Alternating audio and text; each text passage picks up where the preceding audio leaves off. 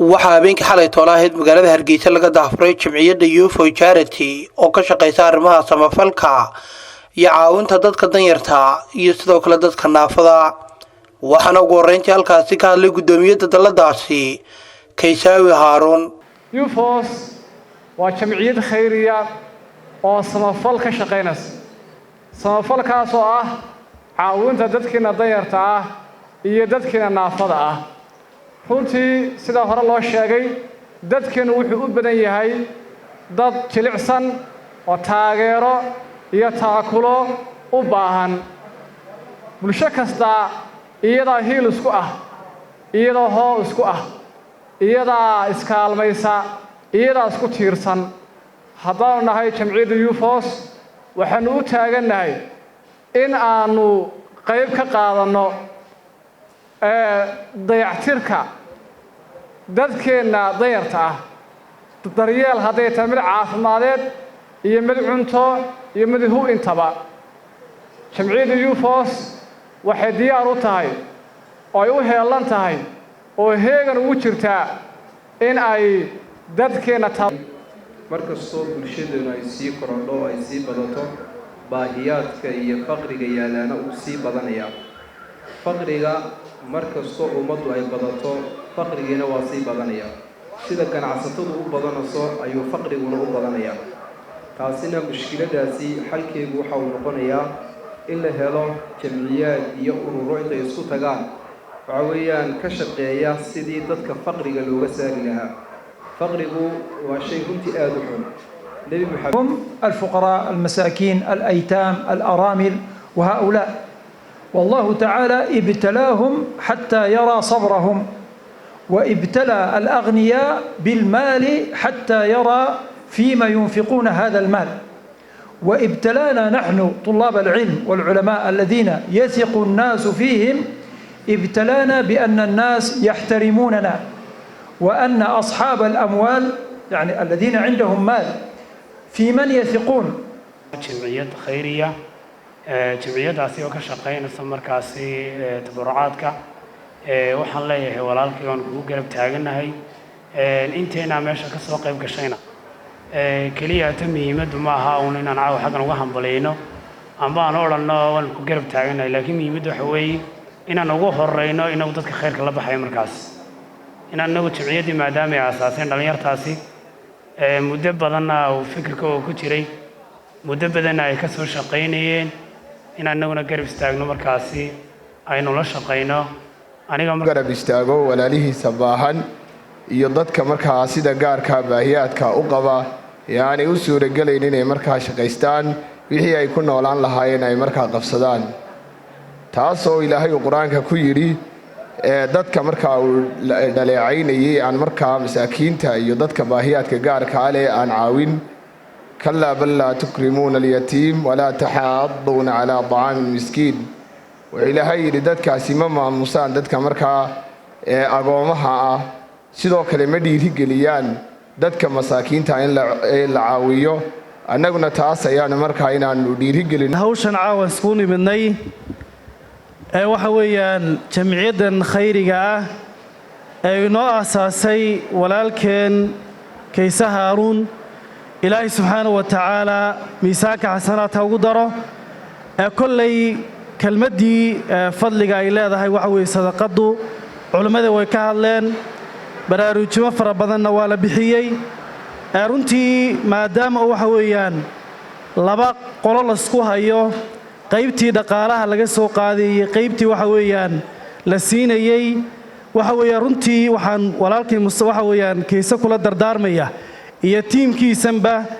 kolley adkaysi badan iyo waxa weeyaan inaad waqti badan ku bixisaan hawshan khayriga ah si aad ugu fikirteen inaad u aasaasteen aad ugu darsataan waxa weeyaan waqtigiina qayb badan oo ka mid ah inaad ku bixisaan. runtii arrinta khayriga ahi waxaanu ka soconaa ama ka socdaa madal runtii loo yaqaano handis. madashaasi waa madal ka mid ah madalaha arrimaha bulshada ka shaqeeya barnaamijyada noocan oo kala ama barnaamijyada khayriga ee lagu taageero ama lagu garab istaago dadka danyarta. marka runtii horta waxaan ku soo dhaweynayaa saaxadda inaad ku soo dhawaataan. talabaadna arrintan waa arrin khayriya oo kulley fadligeygii culimmadii baa sheegtay intaynu halkaa fadhinay axaadiistii rasuulka iyo aayaad qur-aan runtii laga akhriyey oo runtii intaa hadda in ka qaalisan oo runtii aan sheegi karnaa ma jirto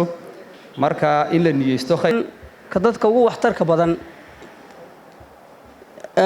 marka kuwii marka kaalinta ku guuleystaan Allah inaga yeelo marlay waliba gaar ahaan dadka nugul ama jilicsan in loo kaalmeeyo oo loo gargaaro oo waxyaabaha Ilaahay u jecel yahay xadiiska Bukhari iyo Muslim wariyeen baa inaga filan nabigeenu uu yiri nabiyyu rahman nabiyul huda as-sa'i 'ala al-armalati wal miskini kal mujahidi fi sabilillah rasuulku sallallahu alayhi wa sallam qofka u saciinaya u dadaalaya ee wax u taraya caawinaya gabadha marka laga dhintay amba ubadka marka lagu dayriyay ee marka jilicsan iyo dadka masaakiinta ah waxa uu labiyay kal mujaahid ibn Muhammad alayhi salatu wasalaam ajarka ninka Ilaahay ku abaal marinaya amba gabadha u dadaashay Ilaahay ku abaal marinaya wa ajarka mujaahidka kulli Muhammad alayhi salatu wasalaam oo kal qaa'imi la yaftur wuxuu la mid yahay nin salaatu leel habeen leel u taagan oo daalayn wa ka saa'imi la yaftir waxa uu la mid yahay qof maalin kasta sooma oo soon ka caajisay oo soon ka daalayn ayuu la mid u neey horeyn aragtidan ma aragtay dadka ila kaalmeeyo oo uu curiyay walaalkeen Kiisaawi Haruun Xasan runtii waa barnaamij uu markii hore ka soo curiyay naftiisa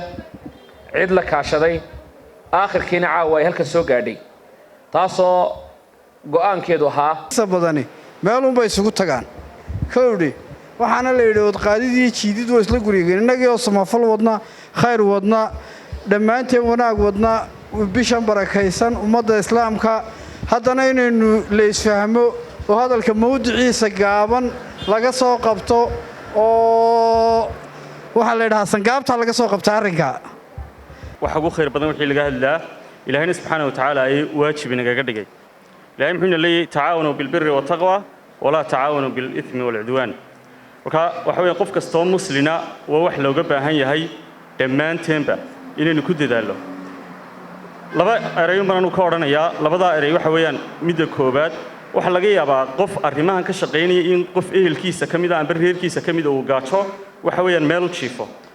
oo bulshadani in badan baynu dareensanahay marka qof kastoo inaga midna reer buu ka soo jeedaa marka waynu garanaynaa diintana xaqii kaga jirto waxa weeyaan qofku inuu reerkiisa amba ehelkiisa ama waxa weeyaan cid xididkiisa inuu waxa weeyaan la dadaalo oo madashan khayriga Yusuf Charity ugu horeyn magacaygu waa Ismail Maxamed Cabdiraxmaan waxaan ahay aasaasaha mulkiilaha Kifaax Organization kaasi oo u shaqeeya waxbarashada dadban dad iyaga waxbarashada ku habsaamay si volunteer dad tawaduc ahna aan wax ku barno run ahaantii waxaan u soo istaagay inaan dhowr kalmadood yiraahdo marka laga hadlayo sadaqo ama charity waxa weeyaan shay aad iyo aad u qiimo badan taasi oo Allah subhanahu wa ta'ala uu in badan inaga la hadlay sadaqadu waa waxa ugu wanaagsan ee uu qofku inooga baahan tahay inaynu wada hawlgalno maxaa yeelay madashan waxay u taagan tahay way u aasaasan tahay in dadka magaranaysa ee danyarta masaakiinta dimirka ah ay caawiso oo ay maxay gaarsiiso deeq wixii Ilaahay ugu soo dhiibo nin abwaana ayaa waxa uu lahaa curdan iyo hadaad caruur wali tahay daad iyo cimrigu ruux bay cuskadeen adoo caga qaba hadaad cabanayso curiyaan waxa jira nolosha ku cadiban cuudkaagu haduu adiga cimir yahay tiriya cadad mala saboon aadka u boqran waxaan kaloo aad mahad celinayaa walaalkay Kiise Haruun oo lahaa fikirkeeda iyo abaabulkeeda